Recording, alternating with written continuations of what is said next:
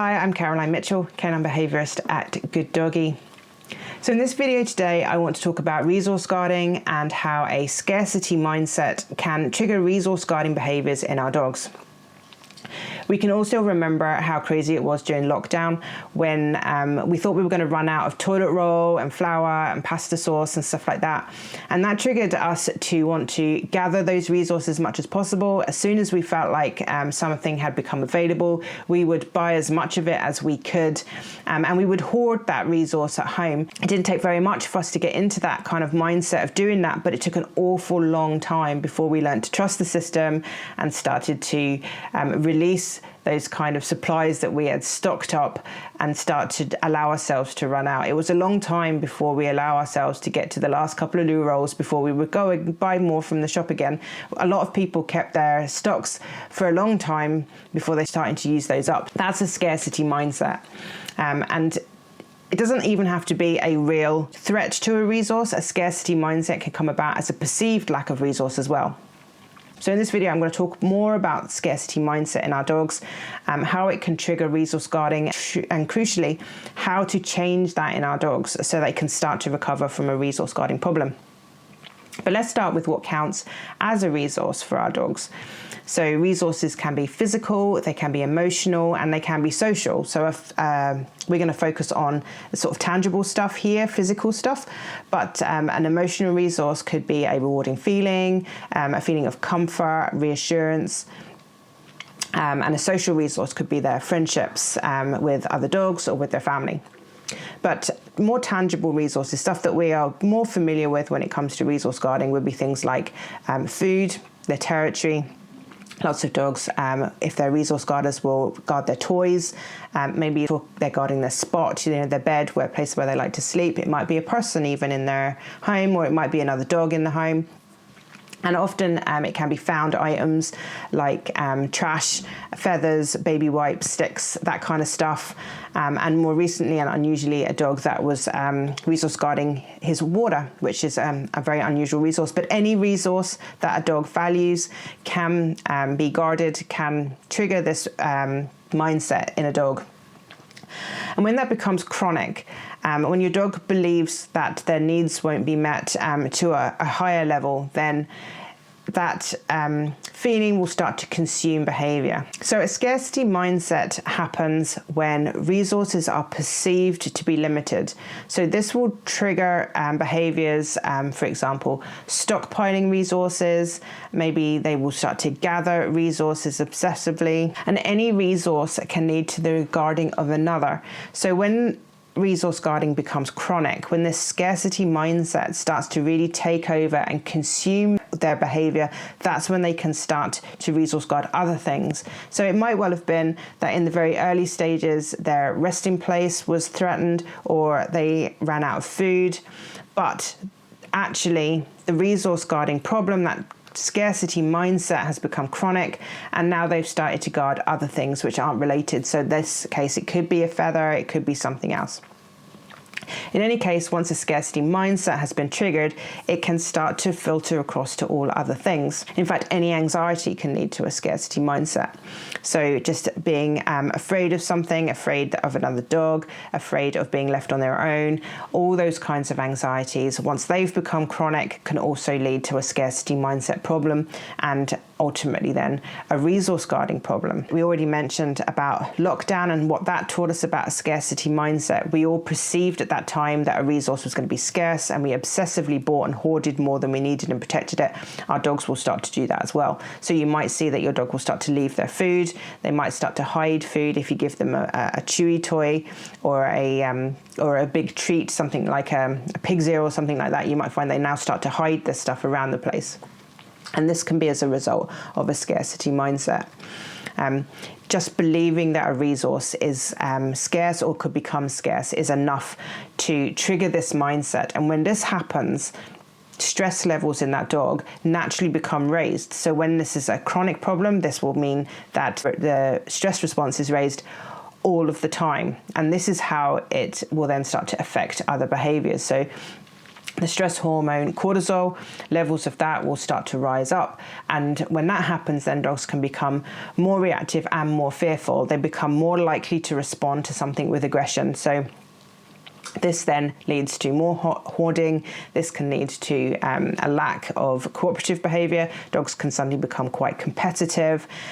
They start to want to kind of protect everything they have, start to protect themselves. And this is why this scarcity mindset then starts to filter over and spill over into loads of other things.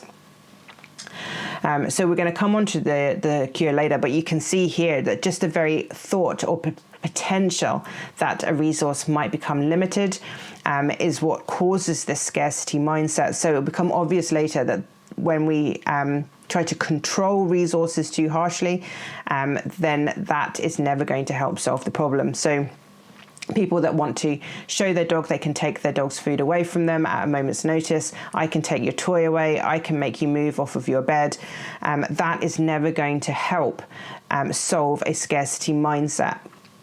What we have to do is the exact opposite, but obviously we'll come into more detail in that in just a minute, and how to do that safely as well, of course. So other causes of a scarcity mindset. So we know that having resources limited can cause this. Let's talk about rescue dogs, because rescue dogs have had all of their resources limited at some point or other. Street dogs can be particularly sensitive to this kind of stuff because they probably have had to fend for themselves at some point. They might have had to protect their stuff from other street dogs. Maybe they've been in a shelter where resources there have been quite limited, where it's been a bit of a sort of a free-for-all for food, and they've had to fight for their stuff. Dogs that have had to fend for themselves will frequently pick a resource to control. Control gives relief to stress as well. So that's really important. But being able to control a resource can reduce that stress level and can make them feel better about the situation. It makes them feel like they are actually doing something to preserve their own self. Dogs that have suffered with trauma are vulnerable to a scarcity mindset. Dogs that have been teased, any dog that's had their resources threatened, not even rescue dogs, but anybody that's tried to put their hand in their dog's food bowl to prove that they can, or as I said earlier, make them move off of their bed, that kind of stuff. Any kind of negative and aversive training methods can trigger this in a dog as well. So, for example, pack leader style, dominance-based training methods are all about showing your dog that you can take things from them. And this is a big trigger. So we know a lack of resources due to experience, training methods, life changes. And actually that also could include not just being a rescue dog, but maybe a member of the family has died, or perhaps their dog buddy has died, or something like that. Anything that makes them feel very much out of control can trigger this.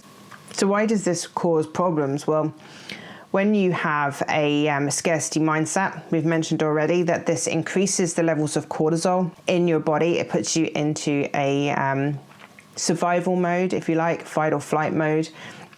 The elevated stress hormones in your body lead to a higher base level of stress overall, and this makes dogs much more reactive to anything around them. So imagine yourself walking around full of adrenaline, your body is ready for action, and when you are at that level of readiness, anything can trigger a reaction from you. So it doesn't take very much. A sound can make you jump. Anything like that, you become ultimately more reactive, you're much more flighty, and you are not considering the responses to the situation that would be the most appropriate. You're in fight or flight mode, so those are your options. You're not looking for good solutions to problems, you're looking for fast solutions to problems, and that's what makes you more reactive, and dogs have this exact same problem. While they're like that, they can't easily get into rest and digest mode, and that's kind of important. So rest and digest mode is the opposite of fight or flight. It's a calmer mode. Certain functions of our body get paused when we're in fight or flight mode, and that includes the ability to sleep. Obviously, if a lion is chasing us down the road, it shouldn't matter how long we've gone without sleep. Our body is not considering that as an appropriate action at that time. Your fight or flight mode is focused only on run away, stay alive, and potentially fight that lion if you have to. Certainly your body's not thinking, but I need to stop and digest my dinner from earlier. I had a drink earlier and now I need to process that.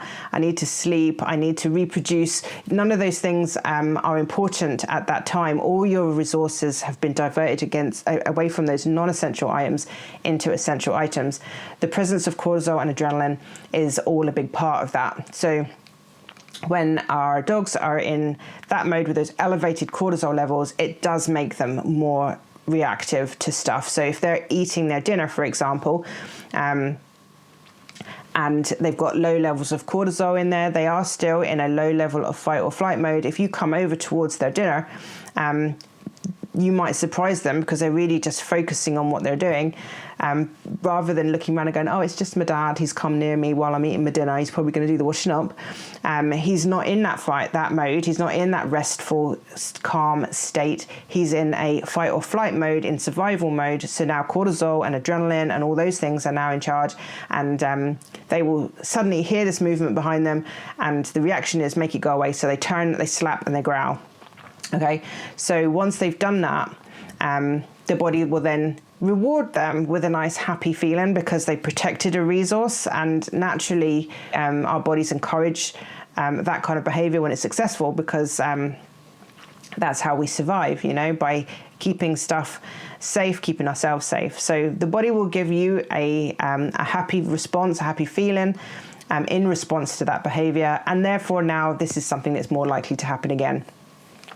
But just by being in fight or flight mode when the dog was eating their food has now forced them into an aggressive response to a person moving near them while they were eating, as opposed to being in that calm rest and digest mode when they were eating, which would have encouraged a different response, a more thoughtful response to that situation.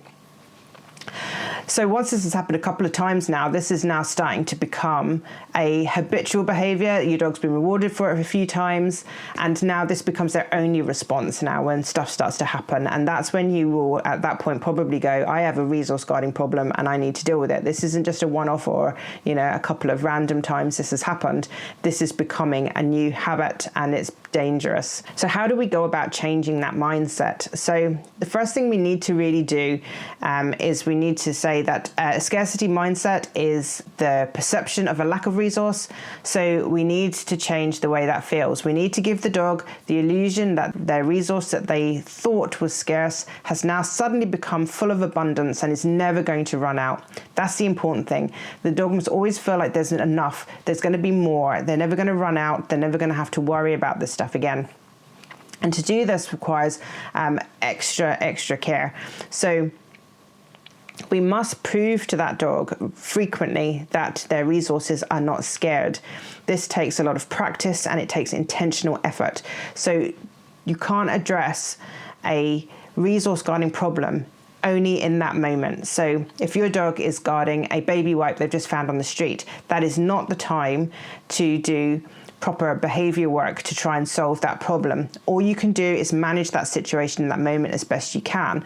The work you need to do is going to happen separate to that.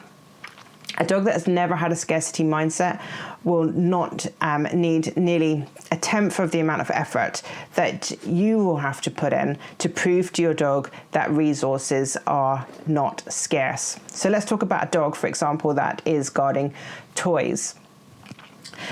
We want to give them an abundance mindset, but this doesn't mean we can just suddenly fill your whole house up with toys and they will just go, oh my God, too many toys. I can't cope with all these toys. I don't want toys anymore. And what could happen in that first instinct, of course, is that they start to guard all of these toys and then you have a massive problem. So let's not do that. But what we can do is take the toys all away. And I know I did earlier say that you can't solve this problem by limiting resources, but bear with me, because what we're going to do now is we're going to put all of the toys away, and throughout the day we're just going to constantly get 1 or 2 toys out at a time, and we're going to play with them, and then we're going to put them away again, and then a short while later we're going to get more toys out and play with them, put them away, and then get more out later. So your dog's going to spend far more of his day playing with toys or having toys available to him with you being with them.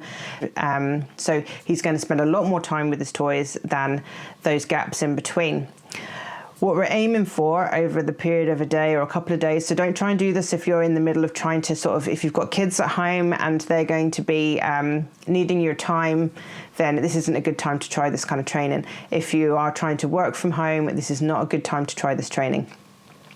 You need to make time to do this, and you need to kind of just try and see this through as much as possible. So what we're aiming here for is that we have introduced enough toys and play sessions to your dog during the day that at some point today or tomorrow or whenever, he will actually just go, I've had enough now, and I'm just gonna, I don't want to play anymore, and he will walk away from that situation before you do. So at the start, you'll be initiating the play, and then you'll be ending the play. What we're hoping to get to a point of is where your dog ends the play himself. Where he goes, I just can't play anymore. I'm tired, I don't want to. And he walks away from the play. Because when he starts to walk away from that toy, that's when we've started to achieve that kind of abundance mindset. He has left it by himself because he's confident that there will be another play session around the corner and he doesn't have to worry about it.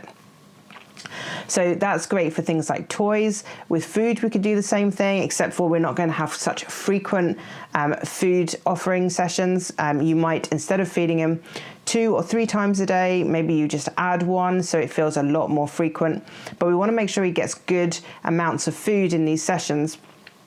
If you give him too little, then he'll never get a full tummy feeling that tells him that it's okay to stop wanting food. So when we eat food, we start with a hungry tummy. Our tummy is telling us, I'm hungry, I need some food. We start to eat.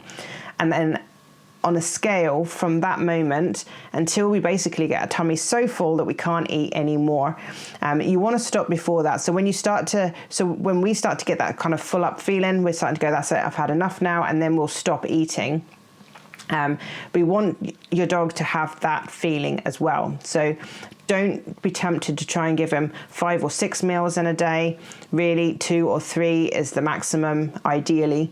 But always schedule them at the same time, because predictability is another really important part of this scarcity mindset. Not knowing how much there is of something, but also not knowing when it might come, can trigger that. So if you're worried about when food might come, then you will grab all the food that you can get whenever you can get it. But when you know food comes every day at 7 in the morning, 1 o'clock at lunchtime, and then 5 o'clock in the afternoon, always without fail, I can trust the system. They're never late. They always get it right. And I'm never left wondering. That is a huge way to contribute towards that abundance mindset, reducing that. So routine is a huge, big thing. So we've achieved a routine with the food, with the toys as well. Something else we want to try and address, we need to make your dog feel like he can be rewarded for not guarding. He needs to feel like a resource will come to him in abundance when he doesn't guard something. So let's think about a feather, for example, or a dirty baby wipe, or some piece of trash he's found, something from the recycling, something like that. So we're going to set that up in your house. And you can do this with a toy as well. You can do this with a bowl of food, any kind of resource your dog is guarding. If it's a spot on the sofa or a blanket, set it up somewhere in the house or the garden, and make enough space away from that so that your dog is not thinking and consumed just by it. So the closer you get, the more he's going to be obsessed by that item. The further away you get, the less obsessed he will become, until you'll find a nice little sweet spot where he can be focusing on you. So practice a few tricks with him. Ask him to do things he's good at. So ask him to sit, look at you, anything like that you've taught him. If he's doing those things easily, then you know that his brain is really just focusing mostly on you, and very little of that brain power is being devoted to the thing that he would traditionally have guarded. So let's assume it's a feather. Let's put the feather down on the ground. We're just going to move him away, test where his mind's at, test what he's thinking about. And if he's achieved a good level of kind of responses, then that's great. So now you're just going to walk backwards and forwards. And every time you go past the thing that he would normally have guarded, go past his feather on this occasion, then you're going to give him a treat. And you're going to give him some praise, or you can give him a toy. If you're using a clicker, then you can click as you're walking as well. So as you approach past and go by that feather, you might give him 5 or 6 clicks while you're walking past and then finish that off with a treat. So we're trying to give him as much reward and praise, and we're trying to help him gain resources from us as much as possible by not thinking about that other one. So again, we're giving him an abundance of resource that he can control, because he will know and predict that it's coming. Every time you walk past, he's going to know that a treat is going to come to him. So we're really just changing the way that he's thinking in these examples, but you can't just do this a couple of times. You have to do this 5, 6, 10 times in a row, because that's how we make it predictable. That's how we make it rewarding. And every time he's guarded something, every time he's protected a resource successfully, his body will reward him with a nice little shot of happy feelings, which is what basically encourages him to do it again. And that's why it only takes a few goes at this before this will become his new habitual behavior, his new go-to response. So it's not going to take 1 or 2 goes of us giving him some treats walking past to undo that really, really rewarding feeling that he's used to getting from that activity. So set this up, go backwards and forwards as many times as you can, and make it super fun, super rewarding. And if it's too easy for him, that means that you can start to move a little bit closer to the resource and a little bit closer. And over time, you'll be able to walk right past it, and all he'll care about is getting the treat from you, because he's still earning a resource. He's earning a happy feeling because you're giving him loads of praise and loads of encouragement. And he's going to like that. He's going to want that from you. The reward also gives him that happy feeling as well, the treat or the toy or the clicks as well. So it's going to be super rewarding for him to walk past. He's not going to be thinking about that feather after a while. So you'll be able to get much, much closer to it. And we know then that he's starting to feel good about not guarding it. But the other thing, crucially, that we have done, which is leave the feather there. As you've been going backwards and forwards over and over and over again, that feather has not moved. Nobody's took it away. If you search on the internet for some advice about resource guarding, one piece of advice you might find, which don't follow this, would be to put the resource in front of your dog, and as soon as they go to get it, you snatch it away. This is terrible advice, because this just again feeds back into that scarcity mindset that they have. This again just reinforces to them that something they value might get taken away from them. And what we don't want is you to be the one taking away from them. Nobody should be taking their resources away. Nobody should be making them feel like that, but especially not you. If you're going to be the one that's going to try and build that back up again and give them the confidence to know that everything is fine and that they will have as much of everything that they need as possible, then you can't be the one that's doing that. Because I'm not going to trust you to 1 minute take something away from them and the next minute try and reassure them that they don't have to worry about it. It's those two things are just completely opposite. But in this training process, the whole time, that feather never moved. The dog was going backwards and forwards, getting loads of rewards. The feather stayed where it was the whole time. So every time you did this pass by, he realized that the resource wasn't going anywhere, that it was still there, that nobody took it. And he could have had it at any time. But actually, in the end, he's going to start to choose to not, because it's more rewarding for him to not. And he can get different resources that way, and better ones as well. Because, what's a feather? The feather came about because he was in the scarcity mindset and he needed something to resource guard, and the feather was there at that time. He's not resource guarding feathers because he's worried he's going to run out of feathers. He's worried he's going to run out of something else. And that is important. Finally, something else we should do to help our dogs when we're working our way through this kind of scarcity mindset switch over is we need to look at anything else that creates stress in their lives. Have a look at my stress video that I made, which talks about the different kinds of stress and how to reduce it. But essentially, what we're looking for is we're looking for things that might cause them stress. We want to make them change that into something that can be more predictable. We're looking for ways of controlling situations where your dog would normally have become stressed, and also finding outlets for stress as well. So dogs that have a lot of stress in their lives will need to find ways to let that stress out, and that could be things like running, chasing, playing rough, grabbing things, shaking things, shredding. Even deep sniffing and searching games can be really helpful for reducing stress levels overall, which will help your dog cope better. Again, as if we can reduce those stress levels, reduce that cortisol overall, then we can get them out of a chronic situation where they start to guard just anything, and we can get them back into a situation where they start to guard just the thing that they're mostly worried about, and that gives you something to be focused on as opposed to trying to deal with everything all at once. And there's a few different ways of doing this. All of these will help reduce that kind of mindset, while the work you're doing with your behaviourist will start to really kick in and will start to make a real difference, but it will get him into the right mindset at least. So what we're talking about is a scarcity mindset, which is triggered by the perception of or an actual lack of resources. We've talked about how that could come about. Sometimes it might be through experience. Maybe it's just because somebody's been teased, or a type of training method, or general overall anxiety has pushed the dog into a situation where they've been concerned, and then this has come about as a result of that kind of heightened level of cortisol. And we know that in order to get past this, we need to teach our dogs that their resource is never going to run out. So hopefully that's been useful. If you have any comments, let me know. And I'll look forward to seeing you on the next video. Take care for now. Bye-bye.